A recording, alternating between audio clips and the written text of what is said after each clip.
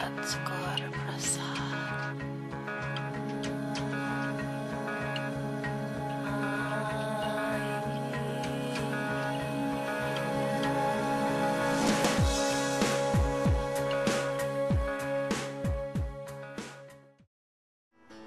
Hi, my name is Eric Anzalone. Welcome to another edition of What Matters Most. Today we're in Lambertville, New Jersey. We're right across the river. Over that bridge there is New Hope, Pennsylvania. It's such a beautiful town, and you never know who you're going to run into on the street here, you know? Hey, man. How you doing? Doing good. Sounding good, man. You mind if I join you? Please do. All right. So, let's do a little something. I got What a do you song want to play? for you. All right. In what? Where are we at? Key of E. E. Got it. Got a bad, bad feeling. Blues gonna be my only way.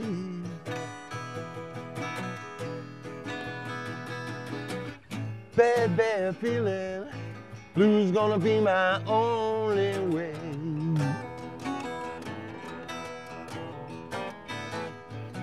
Got 'em so bad, I think they're here to stay. Sounds good. Got the blues in the daytime, got 'em in the nighttime too. Blues in the daytime, got 'em in the nighttime too. Got 'em in the morning, got 'em in the afternoon.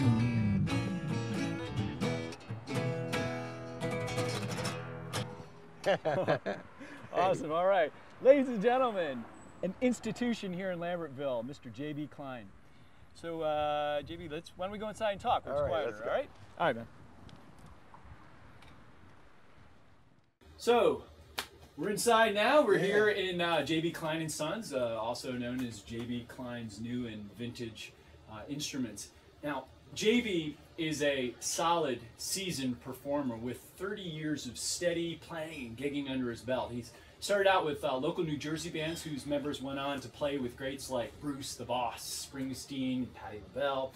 And then Jeff, the J in J.B., moved to New York City. And check out this list of artists he's performed with. The Drifters, Chuck Berry, Solomon Burke, The Crystals, Fats Domino, Bo Diddley, the Marvellettes, George Thorogood, and even the Beach Boys. Recently, JB's performed with Marshall Tucker, Shannon McNally, Big Brother, Rick Derringer, Guitar Shorty, and Johnny Winter. Yeah. Oh, I mean, come on, this guy's been around, man. The one thing about JB is he's focused on his roots, which has always been R&B and blues-based music. So, welcome, JB. Hey, thank you. All right. Now let's just get right into it as we always do, and take us back to how you got started in the music industry, and what was the beginning like? The industry or the... Oh, well, who was your inspiration? Oh man, if you want to go back that far, my mother was probably my main Okay. inspiration because she allowed me to play and didn't get on my case, you know. She supported me, bought me instruments and things like that, you know.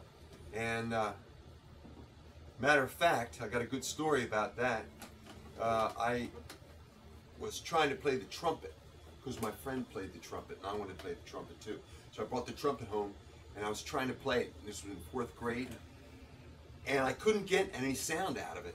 So we went for the auditions that end of that week. And I tried playing the trumpet. I couldn't get any sound out of it. He said, "I'm sorry, you can't be in the band." So I was really upset, you know, and I came home from school that day and I was like crying a little bit. And my mother says, "What's the matter?" And I said, "I can't be in the band." And she said, "Get in the car." So she says, so I get in the car.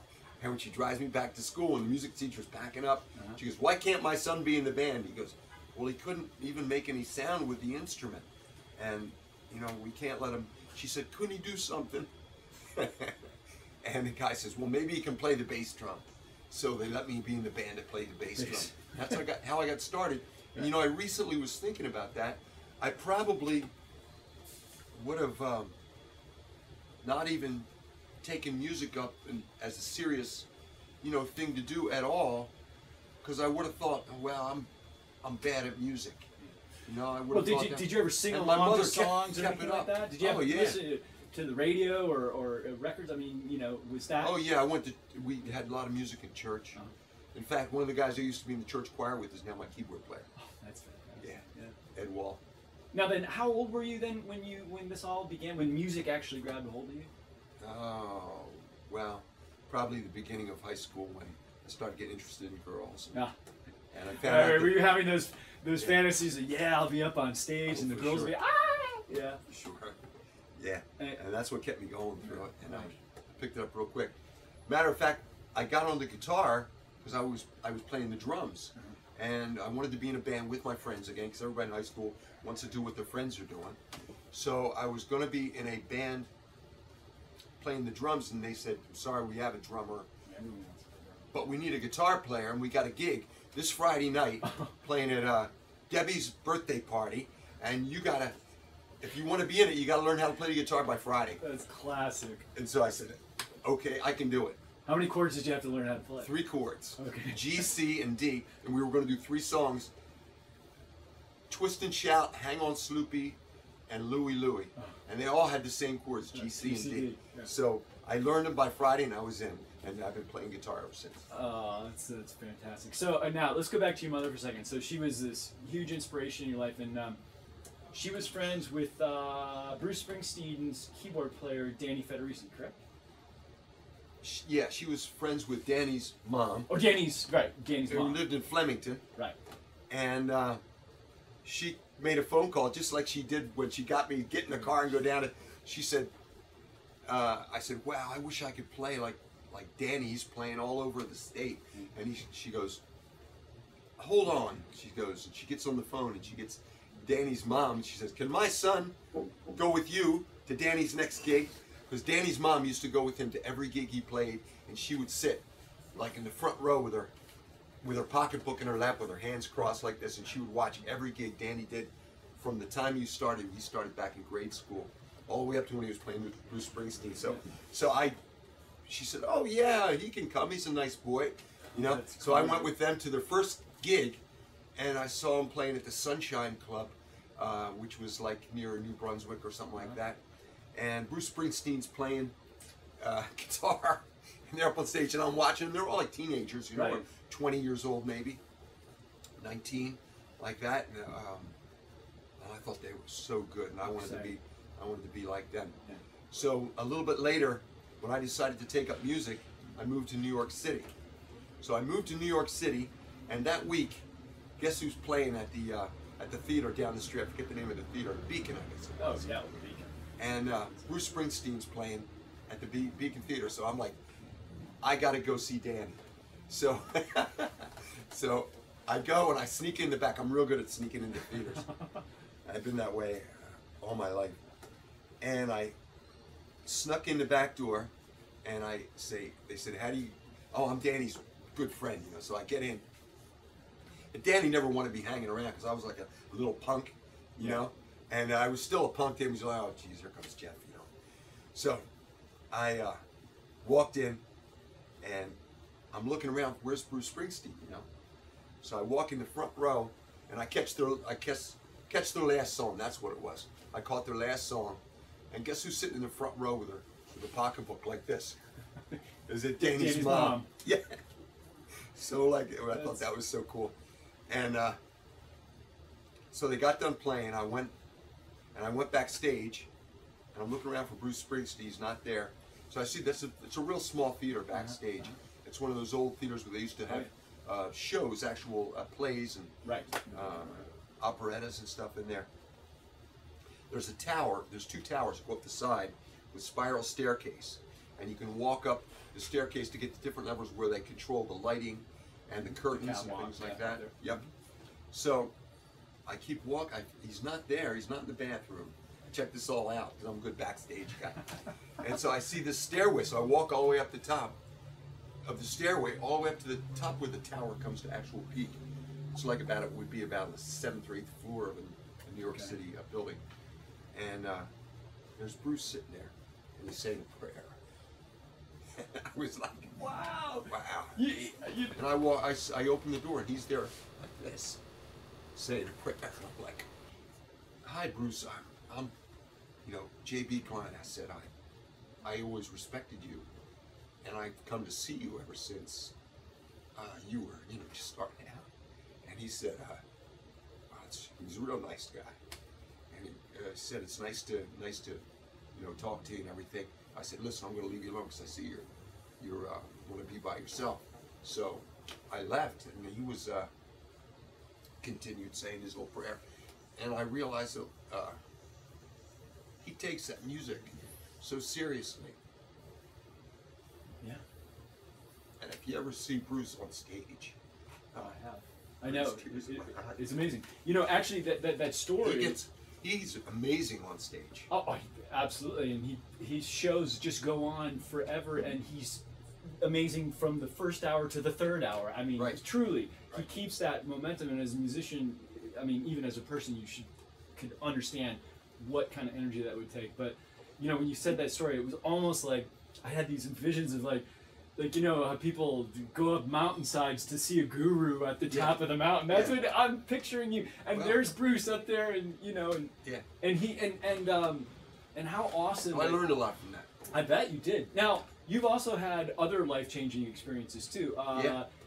Tell us about your the one thing that really happened in the early '90s or the '90s. Yeah. Well, I got hit by a bus, and I was knocked out, and I had some brain injury, and I totally couldn't get my brain working right, and I couldn't remember anything, and I lost my business that I had going. I had taken over the business from my father, and I totally blew that. I didn't pay my sales tax for a year. Okay, and they came after me. Not a good idea. I just didn't remember to do it, and so I lost the business, and I lost my family and my kids and everything, just about, my driver's license. And I was at a doctor's office, Okay. and I'm sitting there, and there's this little lady, about 4'5" or something, sitting next to me, and she says, "Oh, hello, what are you here for?" And I go, "Oh, well, I got hit by a bus, and my brain doesn't work quite right." And she says, "Oh, well, you must be suffering." And she talked to me a little bit, and she asked me what I was doing, and I told her what was happening with me. And she said, "Well, what would you like to do?" I said, "Well, I'd like to do music. I'm starting up a music store, and I'd like to get that going, and I'd like to, just do music, and I'd like to try to help people with music, through music, and I'd like to do everything. That's the only thing I really know how to do now, because I had a lot of different careers before. We had a stationery store and a hobby store downstairs, which was going real good, and I was real good at that. But when the bus hit me, I couldn't think of anything to do except music. That was the only thing I could get my hands to still work, So she said, "Well, I think you ought to do that." And I said, "Okay, whatever you say, And she said, "Well, my name's Sister Sophia." And she was a Catholic nun. And I found out later she was relatively famous around the Trenton area for going into the prisons and helping people on death row and things like that. And but I forgot about her. As soon as just like I forgot everything else, I forgot about her when I left the office. 6 months later, I get a letter. Got the letter hanging up over there, and it says, "I hope you haven't forgotten your what you want to do, and I hope you keep doing it."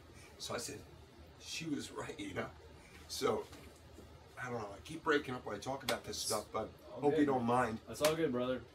I walked down by the river, because we have a nice riverfront down here in Lambertville, and I got on my knees, similar to Bruce Springsteen, and I prayed to God, and I said, my whole life is falling apart. Sister Sophia says I ought to do music. What do you think I ought to do? And, you know, you don't have much to go on when your brain's not working. But you have your vibes. You know, you get certain feelings that are right. And a feeling when I asked God, I said, should I do music? And the feeling came over me, like that was right. So I had a new outlook, you know, and I came back, walked back, and I made up my mind that's what I was going to do. So my parents were really sick at that time, and they eventually both passed away within like a year of each other.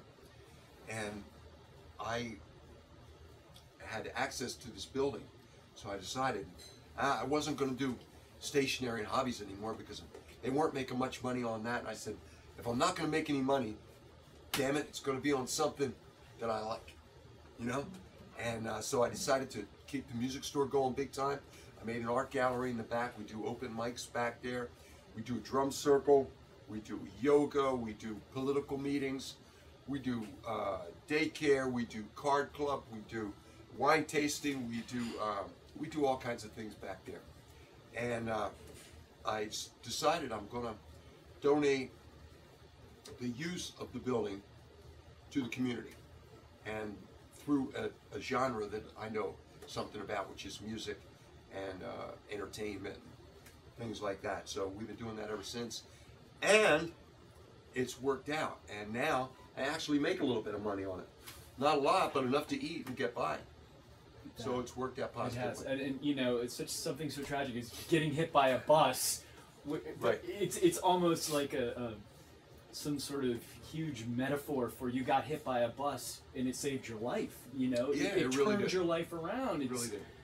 Well, you got it. You know, one thing I always say, and I really believe it's true. You have to take. Somebody told me this once. Take a lemon and make lemonade. Oh yeah.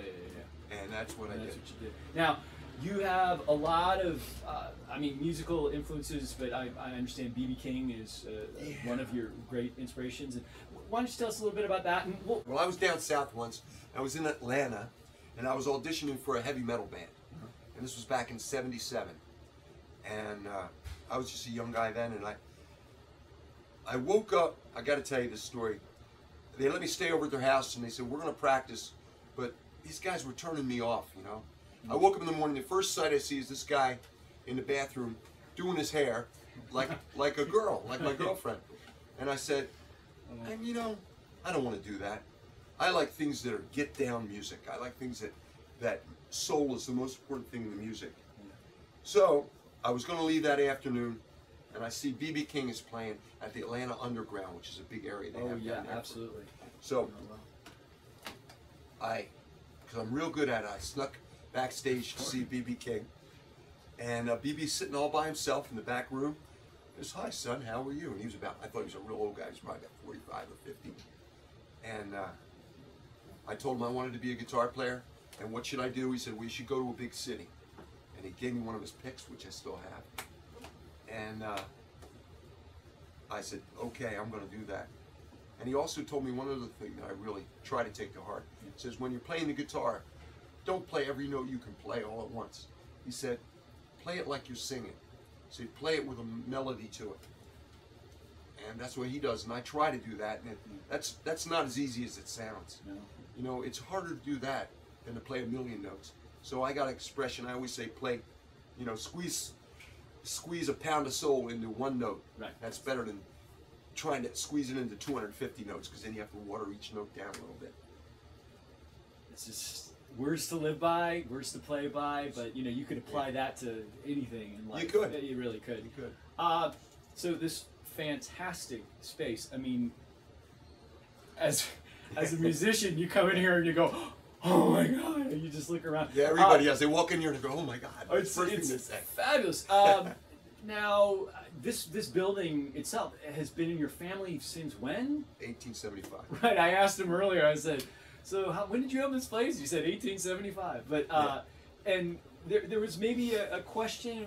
You talked about this a little bit, but was there a question when, or a problem when you were thinking about actually purchasing this place? Yeah, well, my father was thinking about selling it, and my sister also had an interest in it, and they weren't sure what to do with it, and they were thinking about selling it, but I decided that no, we had to do something positive with it, and so I designed the downstairs. I made up plans for it, and I said, let's go. We're going to divide it up into some sections. We're going to rent out some stuff to help pay for the cost of the building. We're going to make a coffee shop, an art gallery, and a music store, and I had visions to do it, and I did it, and it's been working out, thank God. Yeah. And you also have a recording studio here too as well? Yeah, that's a recent thing. We did that within the last year. That's and I just recorded a CD down there, which is my latest one. It just came out. I only have 2, but that's the last one. It's called Belvedere Line. Yeah. And that just came out. We're having a CD release party September 30th. Awesome. So put it on your calendars. And you really do give back to this community so much. I mean, all the things that happen here. I mean, Sister Agabidi must be looking down and saying, yeah, she's happy. Good for you. Yeah. You see, there's all this light around you. I mean, really, it's just, you do glow. You know, I mean, you really do. And how do you actually, I mean, what's your take on how you think music, your music has impacted or touched the lives of others? I mean, have you seen it? Can you see it? Do you see? You'd have to ask other people about that to get the right answer. Yeah. I just have to do what I feel like I'm supposed to do. And we played this past Sunday. We did a concert, and we had a large crowd, and everybody seemed to like it. And I always say, before I go on now, I always say a prayer. And then when I'm done, I say a little prayer. You know what? I'm going to tell you something right now. Because, you know, I'm in a band too, and I'm on the road 200 days a year. Every single time before I go on stage, I say a prayer. Do you really? I really do. I kid you not. I do. It works. And I have to do it. I mean, not because I'm superstitious, but because it's a blessing to be able to be up there. It is truly a blessing. And I mean, the emotion just comes out of you, and it really does come through your music as well. I mean, believe me, you should feel the energy coming off of this man. That's good. Yeah. But you say a prayer afterwards too, huh? Yeah. Maybe I should get into that habit. Yeah. I say thank you, and you know, thanks for blessing me with the opportunity to perform. And I try to go 100% like Bruce does. Yeah. I'm not quite in the realm of that he is, but I try to do it the same way, or maybe a little bit my own way. We always ask this at the end of our show of our guests. The name of the show is "What Matters Most," but what matters most to you? What's the lasting footprint you want to leave on this wonderful earth? I want to try to approach everything with a little bit of love and try to help. You know, you got to try to help as you go along. If you do that, God takes care of you. Amen, brother. Amen. I got a song for you if you want to hear it. Absolutely. Yeah. Yeah, why not? Let's do it. We got to help me out? Yes, I would love to help you out. We got all these guitars around here. When I was young, I did a lot of hitchhiking, travel around the world, basically. Yeah. And here's a song about that. I was thumbing on a corner near Columbia, SC. I felt like a beat-up version of me. It was getting late and dark and cold when I saw a distant headlight coming down the road. Well, I was running from something, but I didn't know what. I was looking for something, but I didn't know what. Heard a plane flying in the sky far away, but my world was that corner on that highway. 1 in a million chance she'd stop the car, was the only one to come by and over and out.